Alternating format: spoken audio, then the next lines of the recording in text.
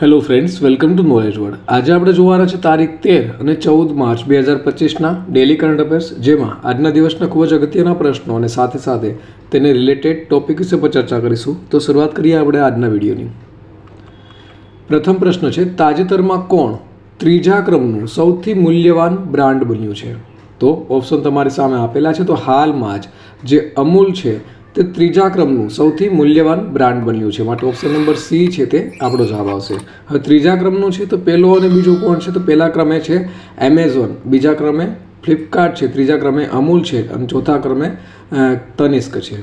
હવે તેના વિશે આપણે જોઈએ તો હમણાં જ જે યુ ગવર્મેન્ટ ઇન્ડિયા દ્વારા આ જે રિપોર્ટ છે તે બહાર પાડવામાં આવ્યો છે, રેન્કિંગ વેલ્યુ રેન્કિંગ 2025, અને તેમાં એમેઝોન છે તે 56.5ના સ્કોર સાથે ફર્સ્ટ નંબર ઉપર છે, બીજા નંબર ઉપર ફ્લિપકાર્ટ છે અને ત્રીજા નંબર ઉપર અમૂલ છે, જે આપણે ગુજરાતની આણંદમાં જે આવેલી છે ડેરી તે છે, અને તે 52.8ના સ્કોર સાથે ત્રીજા નંબરે છે.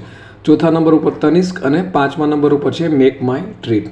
હવે અમૂલ વિશે જોઈએ તો અમૂલ એટલે કે આણંદ મિલ્ક યુનિયન લિમિટેડ એ તેનું ફૂલ ફોર્મ છે, અને તેની સ્થાપના છે તે 14 ડિસેમ્બર 1946ના રોજ થઈ હતી, અને ત્રિભુવનદાસ પટેલ દ્વારા તેની સ્થાપના કરવામાં આવી હતી, અને મુખ્ય મથક છે તે આણંદ ગુજરાત ખાતે આવેલું છે, અને હાલના તેના એમડી છે તે છે જયંત મહેતા. ત્યાર પછી જોઈએ તાજેતરમાં કઈ ભારતીય ટેલિકોમ કંપનીએ સ્પેસ એક્સ સાથે કરાર કર્યા છે? તો હાલમાં જ આ જે કરાર છે તે સૌપ્રથમ એરટેલ દ્વારા અને ત્યાર પછી જીઓ દ્વારા, એટલે કે ઉપરોક્ત બંને દ્વારા કરાર છે તે કરવામાં આવ્યા છે, માટે ઓપ્શન નંબર સી છે તે જવાબ આવશે. તેના વિશે વાત કરીએ તો ભારતની જે બે અગ્રણી ટેલિકોમ કંપની છે એરટેલ અને જીઓ, અને તેઓના દ્વારા જે એલોન મસ્કની જે કંપની છે સ્પેસ એક્સ એટલે કે સ્ટારલિંક સાથે કરાર છે તેના ઉપર હસ્તાક્ષર કરવામાં આવ્યા છે. ત્યાર પછી જોઈએ તો તાજેતરમાં ભારતની સૌથી ધનિક મહિલા કોણ બની છે? તો હાલમાં જ આ જે રોશની નાદર છે તે ભારતની સૌથી ધનિક મહિલા બની છે, માટે option number A is the right answer. તેના વિશે વાત કરીએ તો સ્ક્રીન ઉપર તમે જોઈ શકો છો, આ છે રોશની નાદર, અને બ્લૂમબર્ગ બિલિયનર્સ ઇન્ડેક્સ છે જે હાલમાં જ બહાર પડ્યો છે, તેમાં રોશની નાદર છે તે 3.13 લાખ કરોડ રૂપિયાની નેટવર્થ સાથે સૌથી ધનિક ભારતીય મહિલા છે તે બની છે. નેક્સ્ટ જોઈએ તો તાજેતરમાં ફેબ્રુઆરી 2025 માટે ICC player of the month તરીકે કોની પસંદગી કરવામાં આવી છે? તો હાલમાં જ શુભમન ગિલ અને અલાના કિંગ છે, આ બંનેની પસંદગી છે તે કરવામાં આવી છે, માટે ઓપ્શન નંબર સી છે ઉપરોક્ત બંને તે આપણો જવાબ આવશે. હવે સ્ક્રીન ઉપર તમે જોઈ શકો છો, આ છે ભારતીય ક્રિકેટર શુભમન ગિલ અને આ છે અલાના કિંગ, અને તેઓને ફેબ્રુઆરી 2025 માટે આઈસીસી દ્વારા પ્લેયર ઓફ ધી મંથ છે તે જાહેર કરવામાં આવ્યા છે. અને શુભમન ગિલની વાત કરીએ તો તેના માટે આ ત્રીજો ICC men's player of the month તરીકે સન્માન મળ્યું છે. આ અગાઉ 2023ના વર્ષમાં જાન્યુઆરી અને સપ્ટેમ્બરમાં આ બે વખત તેઓ પ્લેયર ઓફ ધી મંથનો એવોર્ડ છે તે જીત્યો છે. નેક્સ્ટ જોઈએ તાજેતરમાં કઈ રાજ્ય સરકારે પોતાનો ઉપગ્રહ લોન્ચ કર્યો છે? તો હાલમાં જ આસામ રાજ્ય સરકાર છે તેઓના દ્વારા પોતાનો જે ઉપગ્રહ છે તે લોન્ચ કરવામાં આવ્યો છે, માટે ઓપ્શન નંબર બી જવાબ આવશે. તેના વિશે વાત કરીએ તો આસામ સરકારે પોતાનો જે ઉપગ્રહ છે આસામ SAT તેના પ્રક્ષેપણની જાહેરાત છે તે કરવામાં આવી છે, અને આવી રીતથી આસામ છે તે ઉપગ્રહ લોન્ચ કરનારું ભારતનું પ્રથમ રાજ્ય છે તે બન્યું છે. આ પણ ઇમ્પોર્ટન્ટ છે કે ઉપગ્રહ લોન્ચ કરનાર ભારતનું પ્રથમ રાજ્ય કયું છે? તો તે આસામ છે. વાત કરીએ આપણે આસામની તો સ્ક્રીન ઉપર તમે જોઈ શકો છો, ભારતના નકશામાં આ છે આસામનું સ્થાન, જેને રાજ્ય તરીકેનો દરજ્જો છે તે 26 જાન્યુઆરી 1950માં પ્રાપ્ત થયો હતો. તેની રાજધાની દિસપુર છે, સૌથી મોટું શહેર ગુવાહાટી, રાજ્યપાલ છે લક્ષ્મણ આચાર્ય અને મુખ્યમંત્રી છે હિમંત બિસ્વા શર્મા, અને હાલમાં જ દિબ્રુગઢ છે તેને બીજી રાજધાની બનાવવાની જાહેરાત છે તે પણ આસામ રાજ્ય સરકાર દ્વારા કરવામાં આવી છે.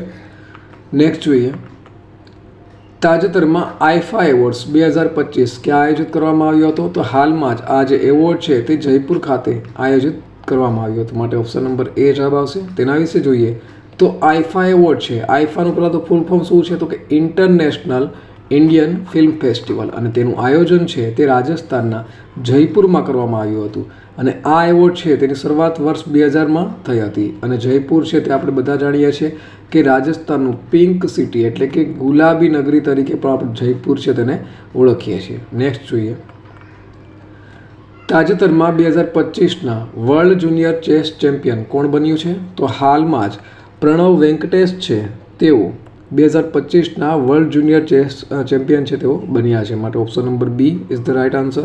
તેના વિશે જોઈએ તો હાલમાં જ પ્રણવ વેંકટેશ દ્વારા આજે 2025ની જે વર્લ્ડ જુનિયર ચેસ ચેમ્પિયન છે તે જીતવામાં આવી છે, અને આમ કરનાર તેઓ 7મા ભારતીય બની ગયા છે. અને તેઓના દ્વારા જે સ્લોવેલિયાના ફાઇડ માસ્ટર છે મેટિક લવરેન્સિક, તેઓની સાથે છેલ્લી મેચ ડ્રો કરી અને વર્લ્ડ જુનિયર ચેમ્પિયનશિપ છે તે જીતવામાં આવી છે. ત્યાર પછી જોઈએ તો તાજેતરમાં હોન્ડા કાર્સ ઇન્ડિયાના નવા પ્રમુખ અને CEO કોણ બન્યા છે? તો હાલમાં જ તાકાશી નાકાજીકા છે, તેઓ હોન્ડા કાર્સ ઇન્ડિયાના નવા પ્રમુખ અને CEO બન્યા છે, માટે ઓપ્શન નંબર એ છે તેનો જવાબ આવશે. તેના વિશે જોઈએ તો સ્ક્રીન ઉપર તમે જોઈ શકો છો, આ છે હોન્ડા કાર્સ ઇન્ડિયાના નવા પ્રમુખ અને CEO અને તાકાશી નાકાજીકા. અને જાપાની automobile giant Honda motor company છે તેઓના દ્વારા તેઓને પોતાના ડિરેક્ટર તરીકે ચૂંટવ્યા છે, અને તેઓને છે તે 1 એપ્રિલ 2025થી HCILના નવા ડિરેક્ટર તરીકે નિયુક્ત છે તે કરવામાં આવ્યા છે. નેક્સ્ટ જોઈએ, તાજેતરમાં ક્યુ સજ્જનગઢ અભયારણ્ય સમાચારમાં હતું તે કયા રાજ્યમાં આવેલું છે? તો તાજેતરમાં આજે સજ્જનગઢ અભયારણ્ય છે તે સમાચારમાં હતું તે રાજસ્થાન રાજ્યમાં આવેલું છે, માટે ઓપ્શન નંબર એ જવાબ આવશે. તેના વિશે જોઈ લઈએ તો આ છે તે રાજસ્થાનના ઉદયપુરમાં આવેલું છે, અને સ્ક્રીન ઉપર તમે જોઈ શકો છો સજ્જનગઢ અભયારણ્ય. અને લગભગ 50 હેક્ટર વિસ્તારના જંગલમાં આગ લાગી હતી હમણાં, અને તેના કારણે પણ તેઓ ચર્ચામાં હતું.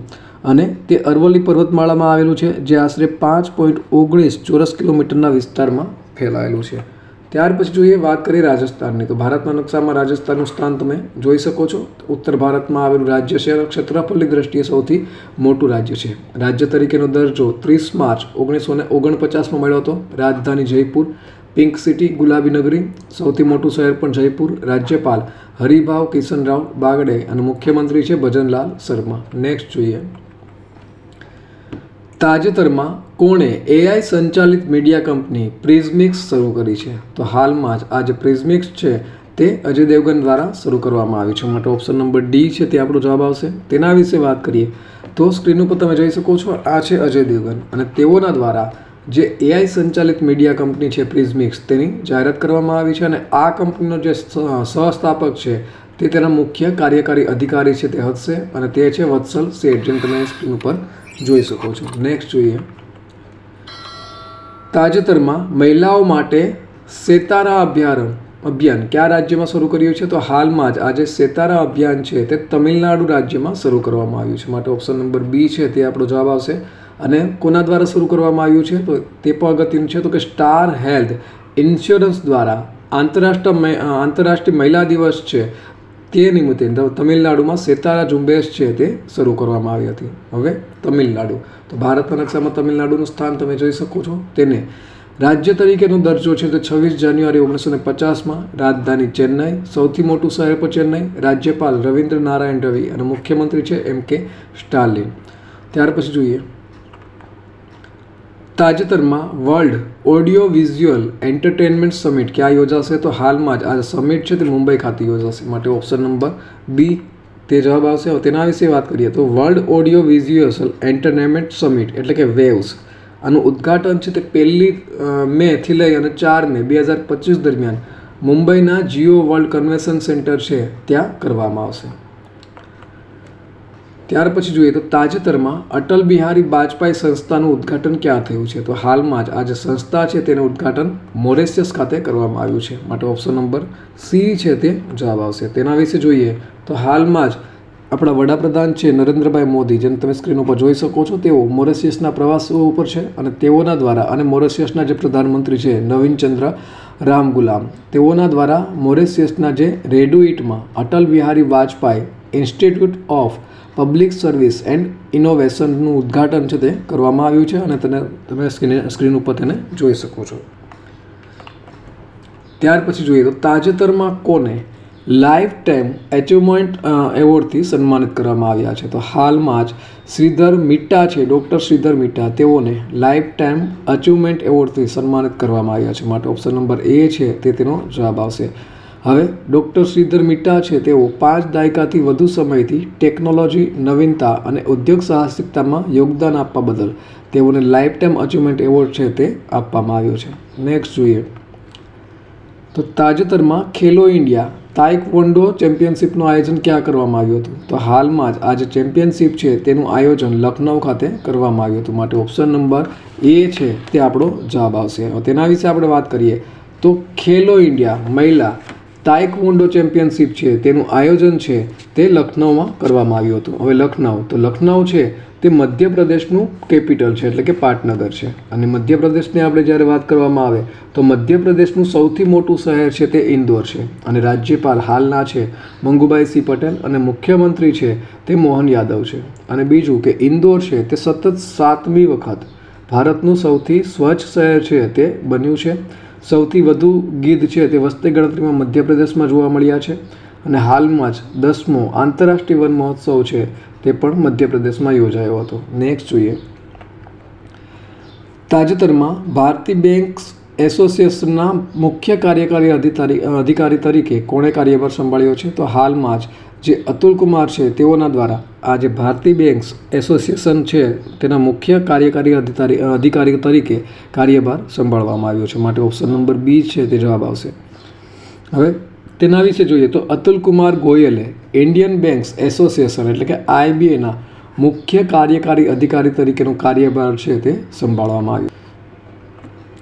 ત્યાર પછી જોઈએ તો તાજેતરમાં આવેલા ઉષ્ણકટિબંધી ચક્રવાત આલ્ફ્રેડને કારણે કયા દેશમાં ભારે વિનાશ થયો છે? તો હાલમાં જ આ જે આલ્ફ્રેડ વાવાઝોડું છે તે ઓસ્ટ્રેલિયામાં આવ્યું હતું. આ ચક્રવાત છે તે માટે ઓપ્શન નંબર એ છે તે આપણો જવાબ આવશે. તેના વિશે વાત કરીએ તો ચક્રવાત આલ્ફ્રેડ છે તેઓ ઓસ્ટ્રેલિયાના પૂર્વ કિનારા પર ત્રાટક્યું હતું, જેને કારણે વ્યાપક વિનાશ છે તે થયો હતો. અને છેલ્લા 50 વર્ષમાં આ વિસ્તારમાં જે આવેલા સૌથી ખતરનાક વાવાઝોડામાંનું એક હતું. ત્યાર પછી જોઈએ તો તાજેતરમાં કોણે સંપૂર્ણપણે સ્વચાલિત વોટ્સઅપ લોન વિતરણ સેવા શરૂ કરી છે? તો હાલમાં જ આ સેવા છે તે ₹112 દ્વારા શરૂ કરવામાં આવી છે. માટે ઓપ્શન નંબર બી છે તે જવાબ આવશે. ત્યાર પછી જોઈએ ગઈકાલે પૂછાયેલા પ્રશ્નોનો જવાબ. તો આપણે અગાઉના એપિસોડમાં પૂછ્યું હતું કે તાજેતરમાં પ્રથમ સૌર્ય વેદના મહોત્સવ ક્યાં યોજાયો હતો? તો ઓપ્શન તમારી સામે આપેલા હતા: ગુજરાત, બિહાર, રાજસ્થાન અને મહારાષ્ટ્ર. તો આનો સાચો જવાબ આવશે ઓપ્શન નંબર બી, બિહાર. તો પ્રથમ સૌર્ય વેદના મહોત્સવ છે તે બિહાર ખાતે યોજાયો હતો. ત્યાર પછી જોઈએ આજનો સવાલ. તો આજનો સવાલ છે તાજેતરમાં બેંગલુરુ સિટી યુનિવર્સિટીનું નામ કોના નામ પર રાખવામાં આવ્યું છે? એટલે કે આજે બેંગલુરુ સિટી યુનિવર્સિટી છે તેનું નામ બદલી અને કોના નામ પર રાખવામાં આવ્યું છે?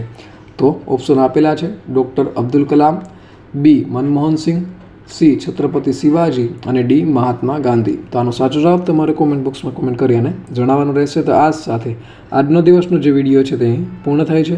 બીજા અગત્યના વિડીયો લિંક અહીં સ્ક્રીન ઉપર આપેલી છે, જ્યાંથી તમે તે વિડીયો છે તેને જોઈ શકશો.